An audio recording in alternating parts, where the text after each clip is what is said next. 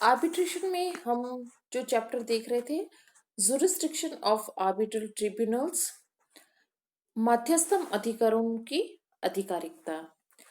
इसमें मैं आपको सेक्शन 16 और 17 पढ़ाऊंगी। तो सेक्शन 16 मैंने पहले वीडियो में आपको करवा दी थी कि मध्यस्थम अधिकरणों को अपनी अधिकारिकता के संबंध में निर्णय करने की पूरी क्षमता है। अब हम सेक्शन 17 देखते हैं। सेक्शन 17 कहता है कि मध्यस्थम अधिकरण द्वारा आदेशित अंतरिम उपाय, यानी आर्बिट्रल ट्रिब्यूनल्स को इंटरिम मेजर्स, अंतरिम उपाय या अंतरिम अनुतोष दिए जाने का प्रदान करने का पूरा अधिकार है। तो हम देखते हैं 17(1) जो आपकी स्क्रीन पे है।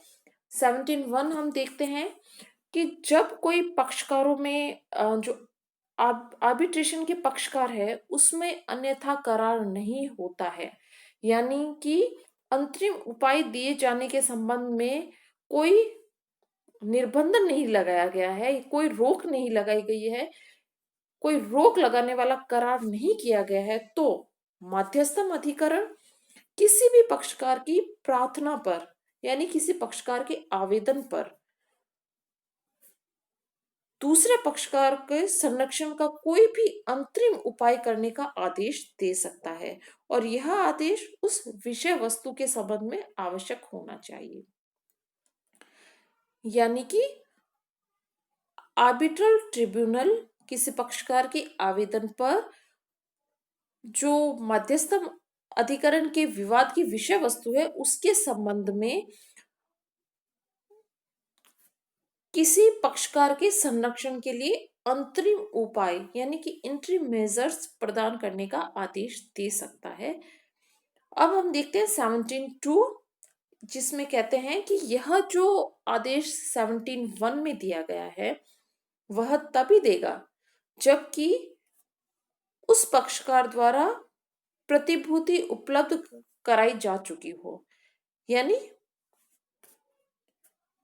यह है कि आर्बिट्रल ट्रिब्यूनल किसी पक्षकार को यह कह सकता है कि आप कोई धनराशि जमा करवाएं, तब हम आपको अंतरिम उपाय या इंटरिम मेजर्स उपलब्ध करवा सकते हैं। आपको अंतरिम अनुतोष तभी हम देंगे जब आप कोई प्रतिभूति उपलब्ध करवा दें।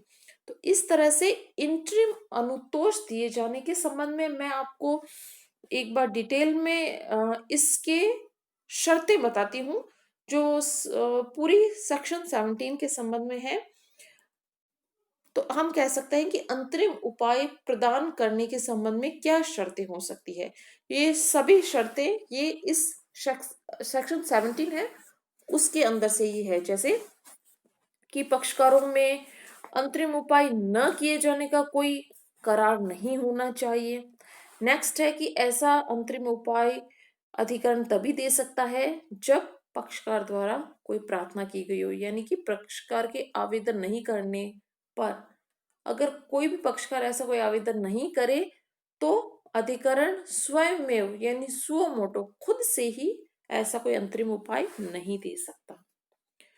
नेक्स्ट है कि वह विवाद की विषय वस्तु से संबंधित ही होना चाहिए, और एक इम्पॉर्टेंट चीज है कि यह अंतरिम उपाय दिया जाना मामले में आवश्यक भी होना चाहिए, और ऐसा उपाय दिए जाने से पहले दोनों पक्षकारों को सुनवाई का समुचित अवसर भी अधिकरण देगा।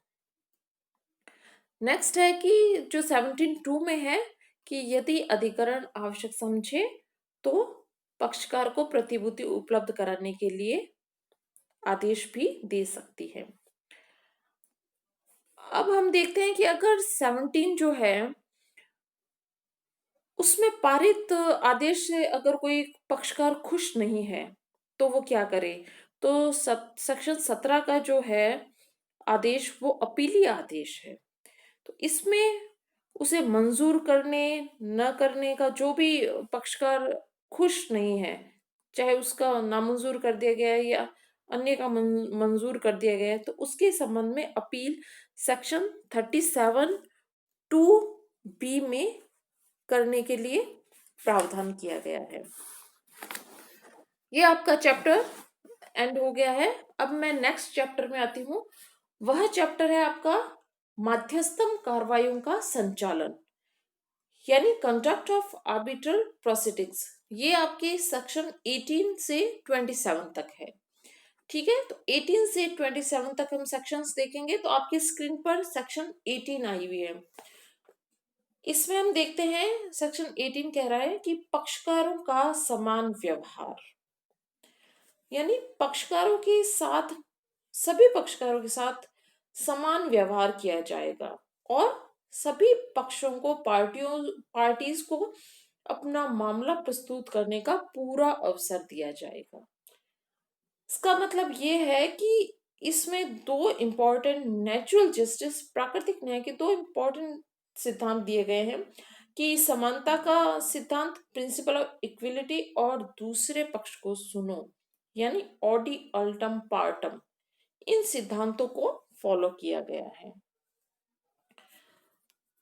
समानता के सिद्धांत के तहत यह है कि अ, समान रूप से पक्षों को समान रूप से व्यवहार किया जाएगा, उनके साथ कोई भेदभाव नहीं किया जाएगा। और जो सिद्धांत है कि दूसरे पक्षों को सुने, यानी एक पक्ष के संबंध में अगर कोई निर्णय दिया जाता है तो वह बिना दूसरे पक्षकार को सुने कोई भी ऐसा निर्णय नहीं दिया जाएगा। यह सेक्शन कहती है।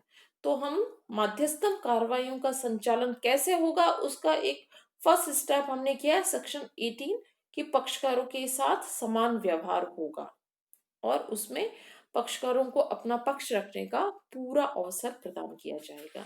नेक्स्ट वीडियो में हम 19 से लेके आगे तक सेक्शंस देखेंगे। Thank you so much.